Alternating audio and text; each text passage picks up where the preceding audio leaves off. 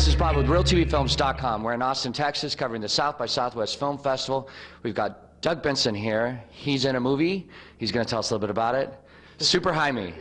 Yeah, it's called Super High Me, and it's like Super Size Me, but with pot instead of McDonald's.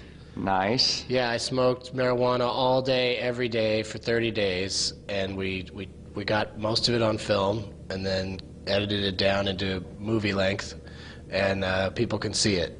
Right. Now, tell me a little, I know you got your idea from the movie Super Size Me, correct? Yeah, that's totally where I got the idea to totally rip that thing off and steal that Morgan Spurlock's idea of doing something, you know, that's theoretically bad for you for 30 days. Right. But I fared much better than Morgan. I never threw up, and I never had to eat McDonald's.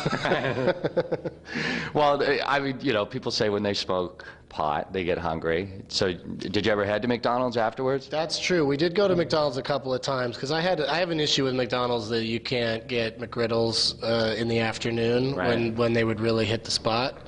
So we did film me going into a couple of McDonald's and insisting that they give me a McGriddles, and the people at McDonald's are such robots. There was no drama occurred. They just go, no, you can't have it. And I'd be like, come on, give me a McGriddle. No. Right. And so that it wasn't interesting enough to put in the movie, but maybe a DVD extra someday. Perfect. Now, tell me a little bit about covering yourself on a personal level. I mean, putting it out there. You get high and you do it on a daily basis. How did family and friends accept that? How did friends? Whoa! Back up. I get high.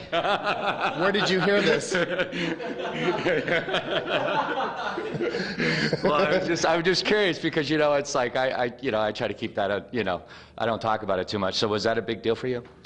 Yeah, it was kind of a big step to say, like, oh, I'm going to be in this movie where I'm just high all the time, and before we made it, I was worried that I would do or say something stupid when I was high, but as it turns out, I say and do stupid things, high or not, so might as well take advantage of it and let people be entertained by it, and fortunately it all worked out okay. I didn't do anything too crazy while I was high. Because it's not, I was talking to somebody earlier today about how if you made a movie where a guy just got crazy-ass drunk all day, every day for 30 days, first of all, he wouldn't live through the whole 30 days. And secondly, his life would just be ruined. He'd ruin every aspect of his life. And in this movie, we show that, okay, so I don't remember some things, and I get kind of hungry. Right. And that's pretty much as bad as it got. I gained 8 pounds during the 30 days. Oh, interesting. Yeah, and burned it off in 2.5 hours. Right. Now, now tell me about your personal opinion of marijuana. Does it play a role in this documentary? Do you talk about your personal opinion? My personal opinion about marijuana is that it's wrong and you should not do it. Okay. Especially kids. Right. Should not do marijuana. But if you're a 27-year-old, let's say, and you go into professional stand-up comedy and you're traveling around the country with your friends, that's a good time to smoke. And and that's what happened to me. I didn't start till I was 27. Right. And I'm not going to quit till I'm dead, probably. Right. If this movie didn't kill me, I think I can handle it. Right.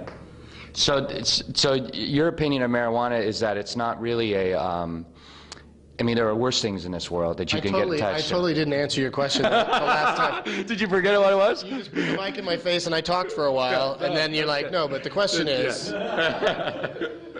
how do you personally feel about marijuana? And here's how I personally feel. I feel that there are people out there who are sick with cancer and AIDS and depression, who marijuana helps them, and they can do it in the privacy of their own homes and not bother anybody, and so I feel like, why can't those people have it? And then as long as they're having it, and the rest of us may get to have it as well, that just enjoy it, because that's certainly what I am. I don't really need it for medical purposes, but I like it, makes me happy, and so I do it. And that's still, this isn't a message movie, it's a comedy, but you do, learn a little bit about how medical marijuana works in California, and that I'm certainly for that. I think we should have that, Right. Now, marijuana affects people differently, right? You hear that there's a side that makes them happy, they can function normally, no problem. And then there's the side, the paranoia side, where someone smokes. So tell me a little bit about that. How does that affect you? I get a little paranoid, but it's more like reasonable paranoid. Like if you're driving down the street and there's a cop behind you, even when you're not high, you're like, oh, something's about to go down if I'm not careful, you know. So I don't get the paranoia that much, and that's why I still do it. Like I have lots of friends that are like, oh, one time I smoked some really strong weed, and I got so paranoid and freaked out that I decided to never smoke again.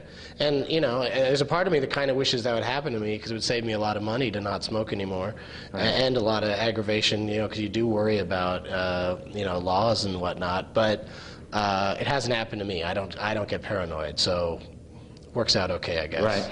Now, the gentleman that did Super Size Me is actually in another film here at South by Southwest. Have you guys crossed paths? I've not seen the Spurlock, and I have not felt his wrath. But I assume he'll think it's funny. I don't think he'll have a problem with it because he seems like a really nice guy.